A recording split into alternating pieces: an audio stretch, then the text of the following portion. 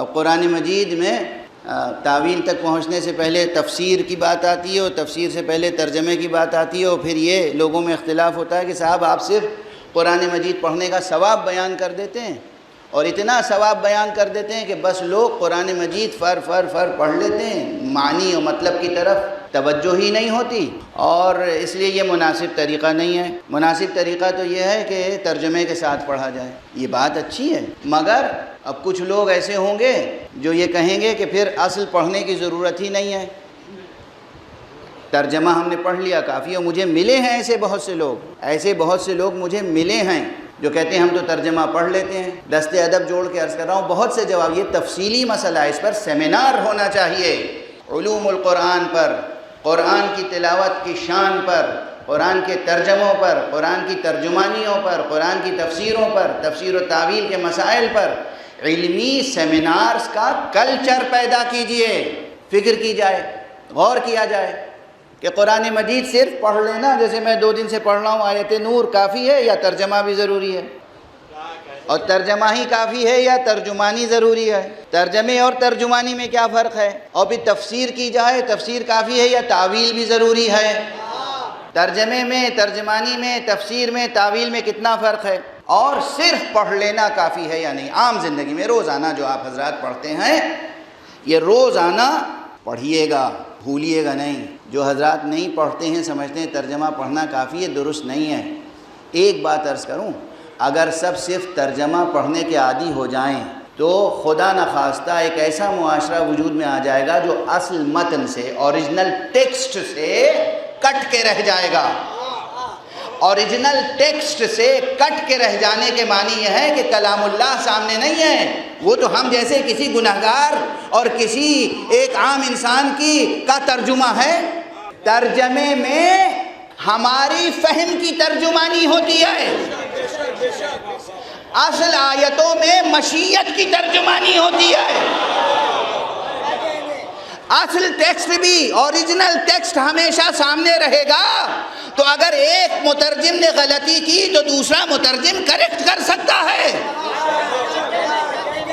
ورنہ معلوم ہوا کہ ساری امت نے مل کے اجماع کر لیا کہ فلاں صاحب امام المفسرین ہیں، وہ بہت بڑے ادیب تھے، عربی زبان کے جاننے والے تھے، اور انہوں نے بہت عمدہ ترجمہ کر دیا، بس کافی ہے، قرآن پڑھنے کی ضرورت ہی نہیں ہے، یہی ترجمہ پڑھتے رہیے اور اسی سے سبق حاصل کرتے رہیے۔ خدا سے کٹ کے رہ جائیں گے۔ آپ تو اس بندے کے کلام پر بھروسہ کر رہے ہیں نا جس کو آپ نے سمجھ لیا امام المفسرین۔ اس لیے اوریجنل ٹیکسٹ روزانہ پڑھیں، اور یہ بھی ایک راز ہے جو آپ کی نماز میں کہا گیا کہ ہر نماز میں سورہ حمد ضرور پڑھو، ترجمہ نہیں، سورہ حمد۔ سورہ حمد کے بعد ایک سورہ نماز میں اوریجنل پڑھنا واجب ہے، ترجمے سے کام نہیں چلے گا، تاکہ تمہارا تعلق براہ راست خدا اور اس کے کلام سے برقرار رہے۔ ہاں، اصول سے لے کر فروع تک، فلسفے اور حکمت سے لے کر اخلاقیات تک اور عملی زندگی تک، عبادات سے لے کر معاملات تک غور و فکر کرنا ضروری ہے۔ ترجمہ، ترجمانی، تفسیر، تعویل سب ضروری ہے۔ قرآن بھی پڑھیں، اوریجنل ضرور پڑھیں، سمجھ میں آئے یا نہ آئے، یہ کوئی ایکسکیوز نہیں ہے کہ سمجھ میں نہیں آتا۔ اس کا جواب بھی، وقت بہت تیزی سے گزر گیا لیکن اس کا جواب بھی دے کر آگے بڑھوں۔ صاحب آخر سمجھ میں نہیں آتا تو پڑھنے سے فائدہ کیا ہے؟ یہ سحر کے وقت جو پرندے چہچہاتے ہیں، ان کی آواز سمجھ میں آتی ہے؟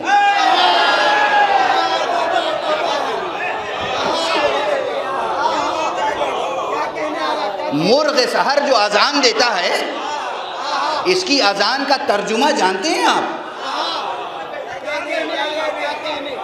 آبشار، جو قدرتی آبشار ہیں، جو جھرنا گرتا ہے قدرتی، اس کا جو نغمہ ہے، اس کا ترجمہ آتا ہے آپ کو؟ نسیم و صبا کے جھونکے جب چلتے ہیں اور پھولوں کے ساتھ اٹکھیلیاں کرتے ہیں تو ان کا ترنم آپ کی سمجھ میں آتا ہے؟ کلی جب چٹکتی ہے تو کیا کہتی ہے، ترجمہ معلوم ہے آپ کو؟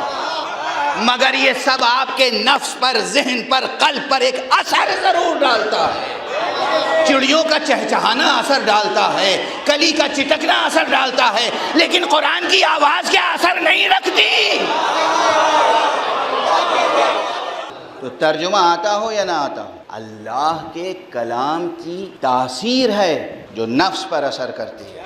ارے میں نے ساری دنیا کی باتیں کر ڈالی آپ سے، مرغ سحر سے لے کر اور کلی کی چٹکنے تک، یہ آپ کا پھیپھڑا جو چلتا ہے اس کا ترجمہ معلوم ہے آپ کو؟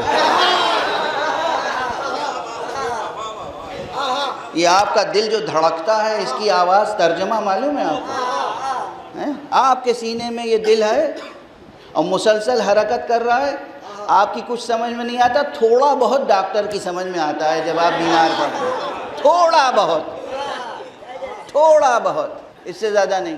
یہ اللہ کا کلام ہے۔ قرآن پڑھیے، پابندی سے پڑھیے، روزانہ پڑھیے، صبح و شام پڑھیے، توفیق ہو تو سحر میں پڑھیے، اور پھر توجہ کے ساتھ ادب الہی ملحوظ خاطر رکھتے ہوئے، خدا کی محبت دل میں رکھتے ہوئے، خدا پر یقین دل میں رکھتے ہوئے قرآن پڑھیے، اور پھر روزانہ تھوڑا سا وقت یا ہفتے میں 1-2 دن نکالیے اور کسی قرآن کے عالم کے پاس بیٹھیے، اور پھر اس سے ترجمہ اور ترجمانی اور اس کا پیغام سمجھنے کی کوشش کیجیے، اور پھر اپنی زندگی میں عمل کرنے کی کوشش کیجیے۔ قرآن بھی پڑھیے، ترجمہ بھی پڑھیے، یہ نہیں کہ ترجمے کے بغیر تو ہم پڑھتے ہی نہیں، قرآن بھی پڑھیے، ترجمہ بھی پڑھیے، اس میں آپس میں کوئی لڑنے جھگڑنے کی بات نہیں ہے۔ معلوم ہوا تفرقے ہو گئے، بحثیں ہو رہی ہیں، آستینیں الٹی جا رہی ہیں، آوازیں بلند ہو رہی ہیں، کیا فائدہ قرآن پڑھنے سے؟ استغفر اللہ، کیا فائدہ قرآن پڑھنے سے؟ کیا فائدہ قرآن پڑھنے سے؟ پھر عرض کروں گا، ارے کوئی خدا پر مکمل توکل کے ساتھ ایک آیت 9 کے نیزہ پہ پڑھ دے تو قیامت تک اس کی تاثیر باقی رہتی ہے۔